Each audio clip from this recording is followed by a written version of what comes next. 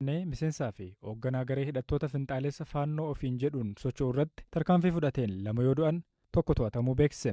Koomishiniin poolisii magaalaa Finfinneetti hoogganaan kominikeeshinii Koomaandar Ittaanaa Maariqoos Taaddasaa poolisiin miseensota faannoo kana irratti hordoffii taasisaa ture jedhu. የፖሊስ የረጅም ጊዜ ክትትል ውጤቱ ነው አሁን እዚህ ቦሌ ወረዳ 3 ሚሊዮን ጀርባ bu'aa hordoffii poolisii yeroo dheeraan booda fudhatedha.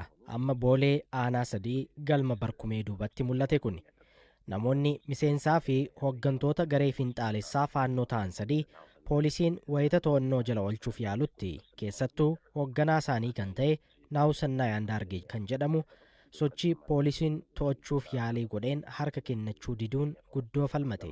Kanarra darbeeyyuu du'a nama naannoo sanatti socho'aa ture tokkoof sababa ta'eera. Kana malees miseensota poolisii irra dhukaasa banuun poolisoonni 2 miidhaan qaamaa cimaa akka isaanirra ga'u godheera.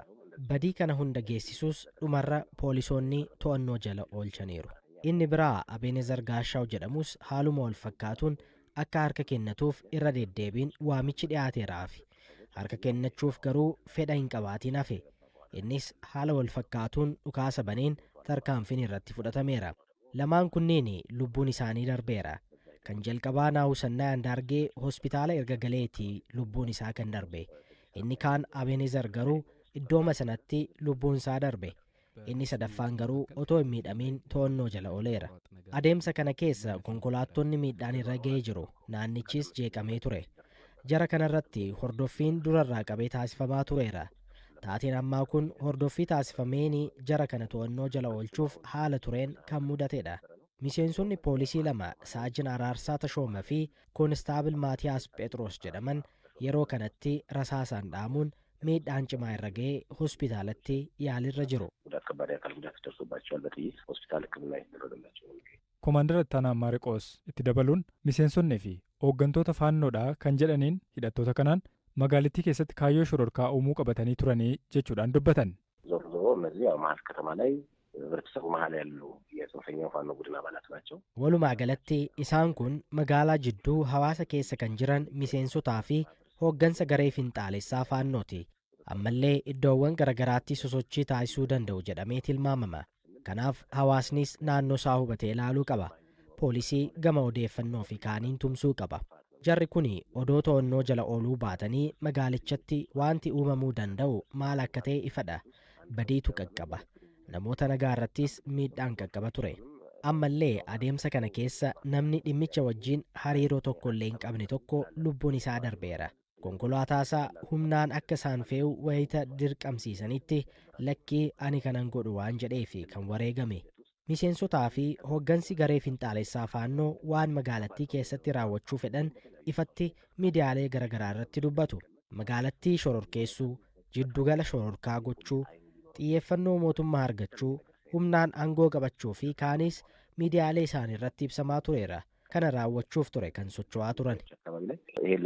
Obbo Battee Urgeessaa wajjiniin wal qabatee shakkamtoota 13 to'annoo jala oolfamanitti dabalataan obbolaan obbo Battee yaada kennuudhaaf isaan bira jiraachuu poolisiin beeksiseera.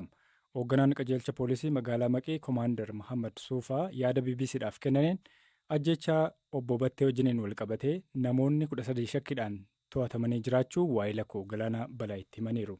Dhugaa jiru qaamni sadarkaa jiru qaamoleen abbaatiin nageenyaa dhimmicha qabatanii qulqulleessuudhaaf yaalaa jiranii qulqulleessaa jiranillee kana keessatti immoo hirmaannaan hawaasaallee barbaachisummaa qaba. Yeroo hawaasanitti nu deeggaree dhimma kana qulqulleessinee akka dhiyeessinu waan hojjechaa jiru jira. Eenyummaa namoota shakkamanii kana wanti adda baastanii nutti himuu dandeessan jira? Hin barbaachisu adeemsa qorannoo keessatti akkasitti ibsamu dhimmichi sakkiidhaaf namni kun to'ata. Eenyummaa akkasitti addaan baaneen ibsamu adeemsa qorannaa keessatti. Maaliif nageenyummaa namoonni saniif illee hin barbaachisu waan ta'eef.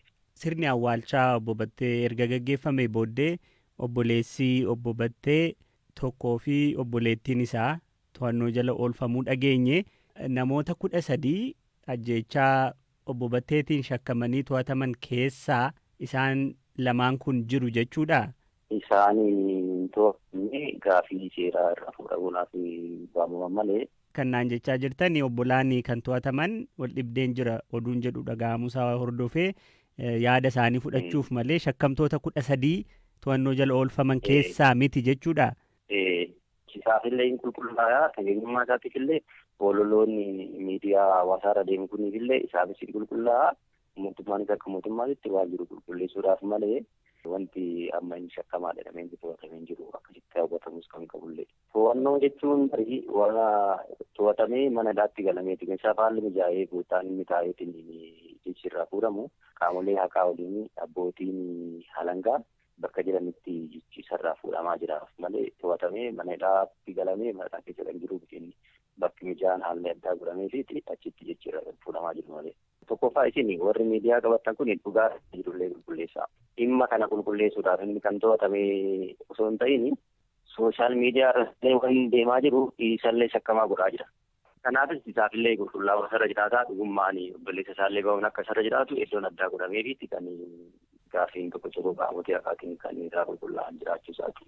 Shakkamtoota kan biroo dabalataan to'achuun itti fufeera moo warruma to'annoo jala jiran irratti qorannoon gaggeeffamaa? Qorannoon karaa bifa bal'aa ta'een gaggeeffamaadha. Kanaa olis to'atamuu danda'ama. Kana irratti illee dhimmoonni ragaa qabatamaa ta'e yoo jiraate yeroo dhaabbachuu danda'a.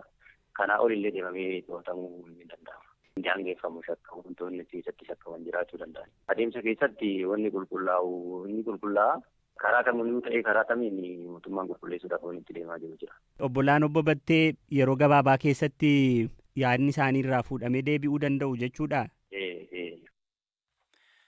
Obboleettiin obbo Battee Urgeessaa Simboon Kamisa gadhiifamuu fi obboleessi isaanii Miiloon garuu to'annoo jala jiraachuu hanga ganama kanaatti odeeffannee jirra. Ajajaan waliigalaa humna waraanaa Itoophiyaa Jeneraal Biraanuu Juulaa waraanni bilisummaa Oromoo kan isaan ABO shanee jedhaniin humni isaanii diigamuun sadarkaa waraana keenya dura dhaabbachuu hin dandeenyerra gahaniiru jedhan. Miseensota garichaa 3,500 ta'anis to'achuu miidiyaa mootummaa biyyattii IBC'tti himaniin. Marii Taanzaaniyaa booda humni ABO shanee naannoo Oromiyaa keessattuu gara lixa Oromiyaatti dugdi dha'ame.